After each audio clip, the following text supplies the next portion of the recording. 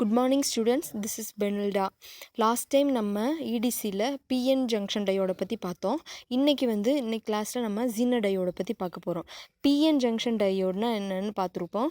இந்த PN junction diode மாசுவை அதிகமாக சேர்த்தோம் அப்படின்னா அது Zener diode மாறிடும். சரியா? மாசு ஊட்டுறது அப்படிங்கிறதுக்கு இங்கிலீஷ் நம்ம என்னன்னு சொல்கிறோம்னா டோப்பிங் அப்படின்னு சொல்கிறோம். சரியா? PN junction diode நிறைய மாசுவை சேர்த்தோம் அப்படின்னா அது Zener diode மாறிடும். சரியா? இப்போ இதில் பார்த்தீங்க அப்படின்னா சிம்பிள்னு கொடுத்துருக்காங்களா, இதான் Zener diode சிம்பிள் டயக்ராம். அடுத்து பியில் கொடுத்துருக்காங்க பார்த்தீங்களா, அது ஈக்குவலன்ட் சர்க்யூட் டயக்ராம்னு சொல்கிறோம். இந்த சிம்பிள் டயக்ராமில் பார்த்தீங்கன்னா கே அப்படின்னு கொடுத்துருக்காங்களே, இங்கே ஏங்கிறது என்னென்னா ஆனோட். சரியா? அடுத்து கேன்னு கொடுத்துருக்காங்களே, அது கேத்தோட். சரியா? இப்போ இதில் ஏங்கிறது ஆனோடாகவும் கேங்கிறது கேத்தோடாகவும் வச்சுருக்காங்க. சரியா? இதில் ஈக்குவலன்ட் சர்க்யூட்டாக வரைஞ்சிருக்காங்க. இப்போ இந்த Zener diode VI கேரக்டரிஸ்டிக்ஸ் இங்கே வரைஞ்சிருக்காங்க. இது எப்படி ஒர்க் ஆகுது, PN junction diode மாதிரி ஒர்க் ஆகுதா இல்லை வேறு ஏதாவது மாற்றங்கள் இருக்கா அப்படிங்கிறத நம்ம இன்றைக்கி கிளாஸில் பார்க்க போகிறோம். சரியா? இப்போ இந்த Zener diode ஃபார்வர்ட் பயாஸில் எப்படி இருக்கும் அப்படின்னா அப்படியே PN junction diode மாதிரியே தான் இருக்கும். சரியா? நம்ம வோல்டேஜை இன்க்ரீஸ் பண்ணோம் அப்படின்னா கரண்ட்டு நார்மலாக இன்க்ரீஸ் ஆகிட்டே போகும். அதான் ஃபார்வர்ட் பயாஸில் மேலே கொடுத்துருக்காங்க. வோல்டேஜ் இன்க்ரீஸ் ஆக கரண்ட்டு ஆட்டோமேட்டிக்காக இன்க்ரீஸ் ஆகிட்டே போகும் அப்படின்னு சொல்லி பார்த்துருக்காங்க. டயக்ராமில் கொடுத்துருக்காங்க, VI கேரக்டரிஸ்டிக்ஸ் டயக்ராமில். அடுத்து ரிவர்ஸ் பயாஸில் பார்த்தீங்க அப்படின்னா ரொம்ப கம்மியான கரண்ட்டு மட்டும்தான் வோல்டேஜ் இன்க்ரீஸ் பண்ணும்போது ரொம்ப கம்மியான கரண்ட்டு மட்டும்தான் பாஸ் ஆகும். ஆனால் ஒரு பர்டிகுலர் டைமில் பிரேக் டவுன் ஏற்பட்டு இந்த Zener diode ஒரு பிரேக் டவுன் ஏற்பட்டு சடனாக என்ன இருக்குது, கரண்ட்டு இன்க்ரீஸ் ஆகிருக்கு. சரியா? இதை தான் Zener பிரேக் டவுன் இல்லாட்டி அவலாஞ்சி பிரேக் டவுன் அப்படின்னு சொல்கிறோம். ஓகேயா? இப்போ இதில் என்ன நடக்கும் அப்படின்னா நார்மலாக ஃபார்வர்ட் பயாஸில் இருக்கும்போது மெஜாரிட்டி கேரியர்ஸ் ஃப்ளோ ஆகிட்டு இருக்கிறதுனால நமக்கு கரண்ட் ஃப்ளோ இருக்கும். மெஜாரிட்டி கேரியர்ஸ் அதிகமாக இருக்கிறதுனாலையும் நமக்கு கரண்ட் ஃப்ளோ அதிகமாக கிடைக்கிது. இதே ரிவர்ஸ் பயாஸில் மைனாரிட்டி கேரியர்ஸ் மூவ் பண்ணுறதுனால நமக்கு இந்த கம்மியான கரண்ட் நமக்கு கிடைக்கிது. சரியா? இப்போ இதில் பார்த்தோம் அப்படின்னா மைனாரிட்டி கேரியர் ரிவர்ஸ் பயாஸில் கொஞ்சம் கொஞ்சமாக மூவ் ஆகிட்டே இருக்கும்போது திடீர்னு அங்கே ஒரு பிரேக் டவுன் ஏற்பட்டு சடனாக கரண்ட்டு இன்க்ரீஸ் ஆகும். இதை தான் நம்ம என்னென்னு சொல்கிறாங்கன்னா Zener பிரேக் டவுன் இல்லாட்டி அவலாஞ்சி பிரேக் டவுன்னு சொல்கிறோம். இந்த பிரேக் டவுனை பற்றி தான் நம்ம இன்றைக்கி கிளாஸில் ஃபுல்லாக பார்க்க போகிறோம். சரியா? இப்போ இதில் பார்த்தீங்கன்னா avalanche breakdown, Zener breakdown, ரெண்டு டைப் ஆஃப் பிரேக் டவுனு அதில் க்ரியேட் ஆகும். இதில் அவலாஞ்சி பிரேக் டவுன்னா என்ன நடக்கும் அப்படின்னா, இதே ரிவர்ஸ் பயாஸில் இருக்கும்போது உள்ள ஃப்ரீ எலக்ட்ரான்ஸ் இருக்கும் இல்லையா, அந்த ஃப்ரீ எலக்ட்ரான்ஸ் போய் அங்கே பாண்ட் பண்ணியிருக்கிற ஹோல்ஸும் எலக்ட்ரான்ஸும் பாண்ட் பண்ணியிருக்க அந்த பாண்ட் என்னன்னு சொல்கிறோம்னா கோவலண்ட் பேண்ட் அப்படின்னு சொல்கிறோம். சரியா? இந்த கோவலண்ட் பேண்டை ஃப்ரீ எலக்ட்ரான்ஸ் போய் ஹிட் பண்ணி முட்டி உடைக்கும். சரியா? ஹிட் பண்ணி உடைக்கும். அப்படி உடைக்கும் போது ஹோல்ஸ் தனியாகவும் எலக்ட்ரான்ஸ் தனியாகவும் பிரிஞ்சிடும். சரியா? அப்போ அங்கே நிறைய ஹோல்ஸு எலக்ட்ரான்ஸு உருவாகும், சார்ஜஸ் நிறைய உருவாகும். இந்த சார்ஜஸ் போய் என்ன பண்ணுன்னா மறுபடியும் போய்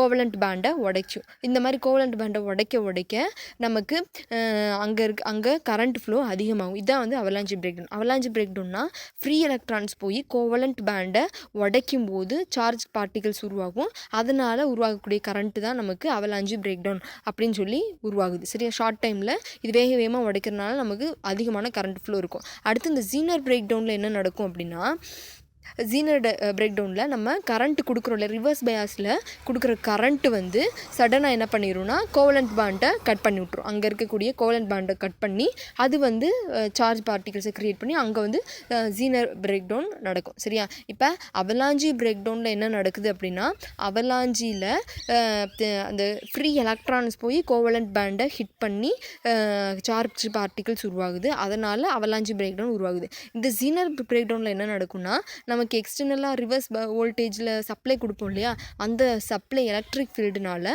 நமக்கு இங்கே கோவலண்ட் பேண்ட் உடஞ்சி பிரேக் ஆகி அதுலேருந்து நமக்கு கரண்ட் ஃப்ளோ கிடைக்கும். அதுதான் நமக்கு Zener பிரேக் டவுன் அப்படின்னு சொல்கிறோம். சரியா? இது ரொம்ப முக்கியமான கொஸ்டின். இப்போ அடுத்து நம்ம என்ன பார்க்க போகிறோம் அப்படின்னா ஹாஃப் வேவ் ரெக்டிஃபையர் அப்படிங்கிற கொஸ்டின் பார்க்க போகிறோம். ஹாஃப் வேவ் ரெக்டிஃபையர்னால் என்ன பண்ணும் அப்படின்னா, நம்ம கொடுக்கக்கூடிய வோல்டேஜ் எல்லாத்தையுமே ரெக்டிஃபை பண்ணி நமக்கு கொடுக்கும். சரிங்களா? நம்ம நம்ம நம்ம கொடுக்கக்கூடிய வோல்டேஜ் எல்லாத்தையுமே ரெக்டிஃபை பண்ணி, அதாவது ஏசியை ஃபுல்லாக ஏசி கரண்ட்டு அல்டர்னேட் கரண்ட்டை நம்ம கொடுக்கும்போது அது ஃபுல்லாகவே டிசி கரண்ட்டாக மாற்றி கொடுக்கும். அதுதான் வந்து ரெக்டிஃபையரோட வேலை. சரி, என்ன பண்ணும், கொடுக்கக்கூடிய ஏசி கரண்ட்டை டிசி கரண்ட்டாக மாற்றி கொடுக்கும். அதுதான் வந்து ரெக்டிஃபையரோட வேலை. இந்த ரெக்டிஃபையர் வந்து 3 டைப்பாக பிரிச்சிருப்பாங்க. ஒன்று ஹாஃப் வேவ் ரெக்டிஃபையர், இன்னொன்று full wave rectifier, bridge rectifier. இது 3மே வந்து ஒரே மாதிரியே தான் வரும், டயக்ராம் மட்டும்தான் மாறும். சரிங்களா? இப்போ இந்த இந்த டயக்ராமை மட்டும் மாற்றி போட்டோம் அப்படின்னா நமக்கு கரெக்டான மார்க் வந்துடும். சரிங்களா? இப்போ இதில் பார்த்தீங்கன்னா ஃபஸ்ட்டு நம்ம பார்க்க போகிறது ஹாஃப் வேவ் ரெக்டிஃபையர். இந்த ஹாஃப் வேவ் ரெக்டிஃபையரில் அந்த சுருளாக கொடுத்துருக்காங்க இல்லையா, அதுக்கு பேர் தான் என்ன சொல்கிறாங்கன்னா டிரான்ஸ்ஃபார்மர்னு சொல்கிறோம். சரி, இந்த டிரான்ஸ்ஃபார்மரை நான் ஏசி சப்ளை கொடுக்குறேன். இதில் வந்து பார்த்திங்கன்னா டீன்னு கொடுத்துருக்கோம் இல்லையா, அது வந்து என்னதுன்னா டையோடு. இதில் வந்து எத்தனை டையோடு யூஸ் பண்ணுறோன்னா ஒரே ஒரு டையோடு யூஸ் பண்ணுறோம். சரியா? இப்போ இதில் ஏசி சப்ளை கொடுக்கும்போது நமக்கு ஏசி சப்ளை எப்படி இருக்குன்னு பார்த்தீங்கன்னா, இந்த இங்கே கொடுத்துருக்காங்க பார்த்தீங்களா, இந்த மாதிரி இருக்கும். சரிங்களா? ஏசி சப்ளை இந்த மாதிரி இருக்கும். இதில் வந்து பார்த்திங்கன்னா மேலே இருக்குது பார்த்தீங்களா, அதுதான் என்ன சொல்கிறாங்கன்னா ஏசி சிக்னல்னு சொல்கிறோம். விஎம்னு கொடுத்துருக்காங்களே, அதை வந்து டிரான்ஸ்ஃபார்மர் வோல்டேஜ்னு கொடுத்துருக்காங்க, செகண்டரி வோல்டேஜ்னு கொடுத்துருக்காங்க. இப்படி தான் வந்து கரண்ட்டு ஏசி கரண்ட்டு வரும். சரியா? இந்த ஏசி கரண்ட்டு எங்கே வரும்னா இந்த ஏசி சப்ளையில் வரும். ஏசி சப்ளையில் வருதா? இப்போ இதில் மேலே உள்ள மேலே விஎம்னு கொடுத்துருக்காங்க பார்த்தீங்களா, ப்ளஸ் விஎம், அது வந்து என்ன சொல்கிறாங்கன்னா பாசிட்டிவ் சைக்கிள்னு சொல்கிறாங்க. கீழே கொடுத்துருக்கோங்க இல்லையா, மைனஸ் விஎம்னு கொடுத்துருக்கோம் இல்லையா, அது வந்து என்ன சொல்கிறாங்கன்னா நெகட்டிவ் சைக்கிள் சொல்கிறோம். சரிங்களா? மேலே இருந்துச்சு அந்த 0க்கு மேலே இருக்கிறது ஃபுல்லாகவே பாசிட்டிவ் சைக்கிள்னு சொல்கிறோம், 0க்கு கீழே உள்ளது எல்லாமே நெகட்டிவ் சைக்கிள்னு சொல்கிறோம். சரிங்களா? இப்போ என்ன நடக்கும் அப்படின்னா, இந்த ஏசி சப்ளை அப்படிங்கிற இடத்துல ஹோல் வேவ் பாசிட்டிவ் சைக்கிளும் வரும், நெகட்டிவ் சைக்கிளும் வரும். சரியா? இப்போ இதில் இங்கே கொடுக்கக்கூடிய சப்ளை எங்கே வரும்னா ஏபி அப்படின்னு போட்டிருக்கலையே அந்த டெர்மினலுக்கு வரும். சரியா? இப்போ இதில் பாசிட்டிவ் சைக்கிள் வரும்போது ஏங்கிற டெர்மினலில் பாசிட்டிவாகவும் கீழே பிங்கிறது வந்து நெகட்டிவாகவும் ஒர்க் ஆகும்.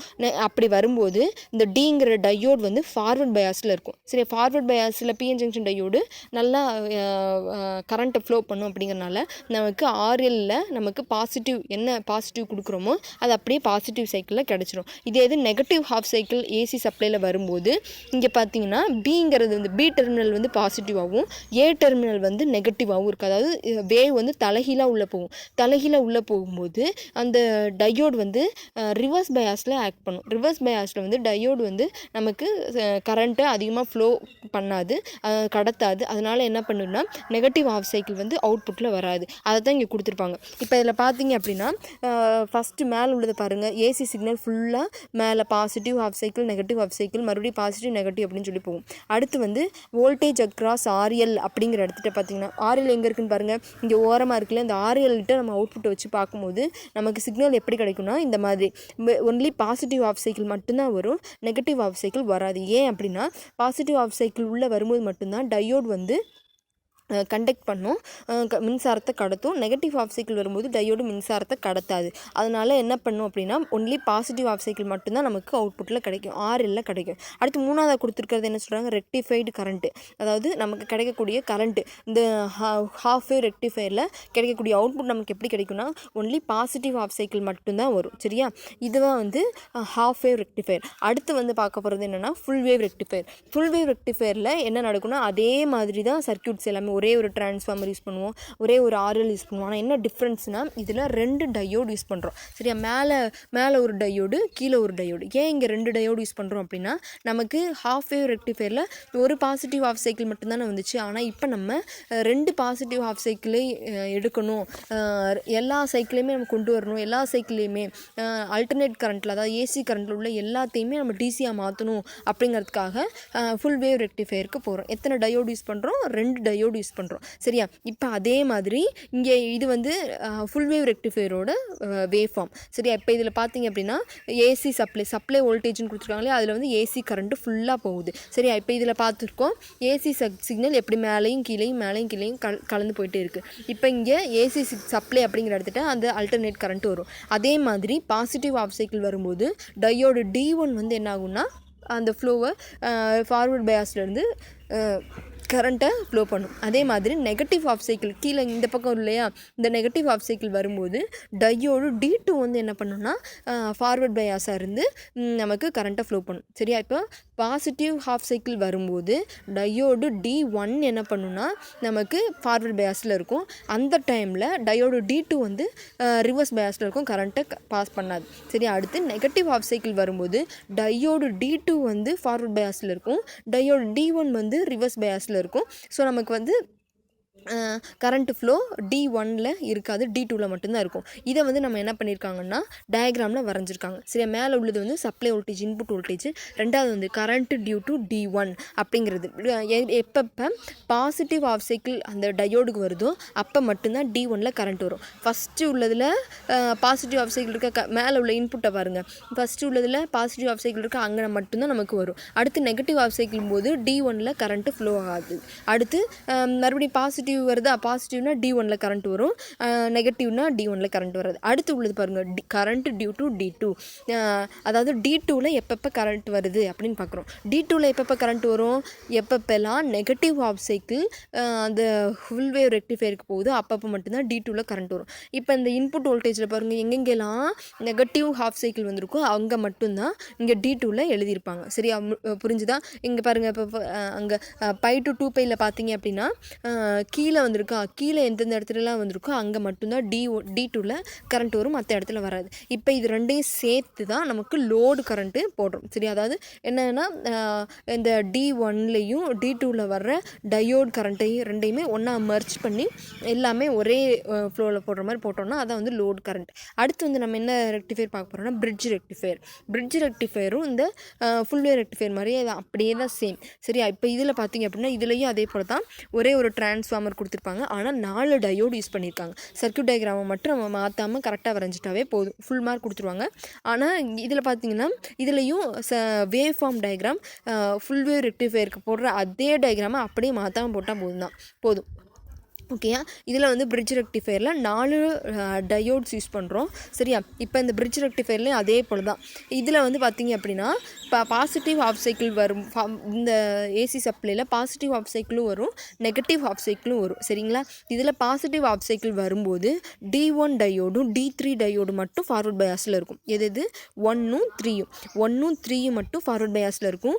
2ம் 4ம் வந்து என்ன ஆகும், ரிவர்ஸ் பயாஸில் இருக்கும். சரிங்களா, அடுத்து வந்து நெகட்டிவ் ஆஃப் சைக்கிள் வரும்போது 2ம் 4ம் ஃபார்வர்ட் பயாஸில் இருக்கும், 1ம் 3யும் ரிவர்ஸ் பயாஸில் இருக்கும். ஓகேயா, இப்போ இந்த இதை எப்படி ஞாபகம் வச்சுக்கிறோம் அப்படின்னா இந்த பிரிட்ஜ் ரெக்டிஃபையரில் 1ம் 3ம் பேரு, 2ம் 4ம் பேருன்னு வச்சுக்குவோம். சரியா, இப்போ எப்பப்பெல்லாம் ஃபார்வர்ட் பயாஸ் எப்பப்பெல்லாம் பாசிட்டிவ் ஆஃப் சைக்கிள் வருதோ அப்பப்பெல்லாம் D1ம் D3யும் ஆக்டிவாக இருக்கும், அதாவது ஃபார்வர்ட் பயாஸில் இருக்கும்.